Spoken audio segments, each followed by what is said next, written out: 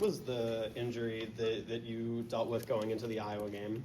I'm not going to deal with that. I'm not going to really answer that. I'm not allowed, but I'm back now, so that's really what matters. But how tough was it to not be able to play that game, and how hard did you have to balance wanting to be in there and knowing that you'd have a couple weeks to recover after it? Was that tough, just kind of mentally? It definitely was tough on me, not being able to be out there with my guys, especially the work we put in together. I feel like it was tough for me, but I was there to be a leader there and guide the guys through the win, so I'm definitely glad we got that.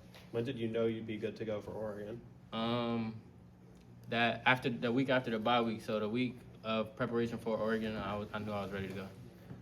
Was this a measuring stick game for you, given kind of their skill position guys and how highly thought of they were, and that they got the freshmen, obviously, that you went up against? It wasn't really a measuring stick. Obviously, me knowing what I can do, I feel like I've always been a confident guy. Just raising up the competition. I love competition, so it wasn't really a measuring stick. It was just competing, going out there and competing. We're going to start on Isaiah Bones Jones, his emergence, if you will. Why? Give me a player's view. Why do you think he has reached this level where he is a major impact player on a big-time defense? I just feel like he's a hard worker, and he's just getting what he deserves. I feel like he's always been that guy. He's getting an opportunity, and he's taking advantage of it. So that's why I feel like he's a hard worker, and he's a product of the work he put in. Roman said it's a Super Bowl this week because it's the next game. How do you guys put away a win like that ahead of a game at home? I feel like that's always the mindset when you're on the Coach Signetti. We don't really dwell on the past, good, bad, or indifferent. We're on to the next. So it was a big win. We enjoyed it for that week, but we're on to the next. So, yeah. Does Coach Sick have to say something to you guys, or you guys just know? He really doesn't have to say anything. I feel like the whole building is bought in and has that same mindset. So, yeah. When we talked to you in the fall, you talked about wanting to become a better leader and use your voice more. How have you seen yourself do that so far this season? I feel like I definitely progressed and have done that. Just being more vocal in my room and towards the team, I feel like I definitely got better at that. So, yeah. You obviously have a bunch of skills. I'm curious what you feel are the most impactful skills. Like, why are you the cover corner that you are? I would just say my technique, consistency as well. Just being consistent in technique. I feel like that's what makes me effective. Yeah. How much fun is it to play in a defense like this?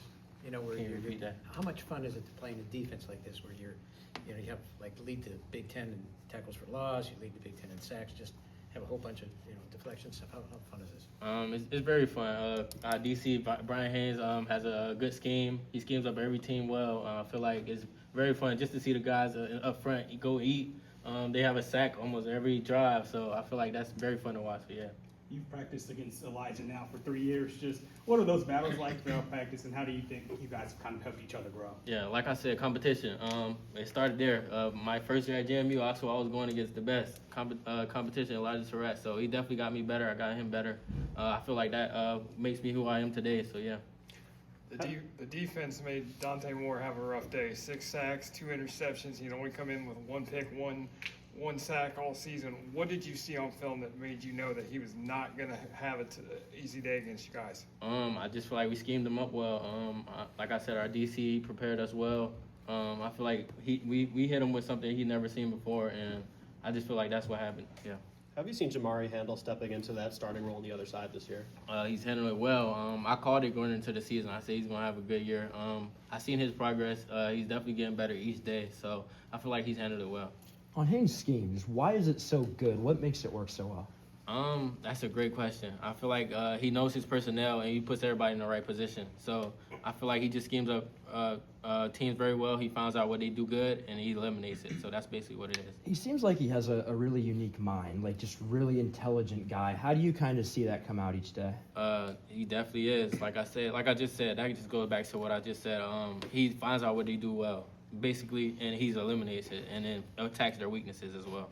Does that take kind of like a big weight off your shoulders as a defense when you're prepping for a team all week and then it feels like you know exactly what's coming when they're running offense? It definitely makes us play faster, takes a weight off our shoulders. It just makes the game easier. So, yeah, definitely.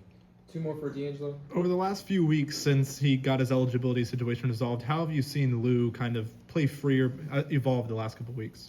He been playing free before he got that situation involved. Like I said, he's an experienced guy. I feel like his experience, he's seen stuff well, so that's why he can find the ball. So, yeah. You mentioned the experience. Has he taught you anything in that secondary? Lou? Yeah. He definitely has. Just formation recognition, stuff like that. But he definitely has taught me some things. So yeah. Thanks, Angelo. Thanks, Angelo.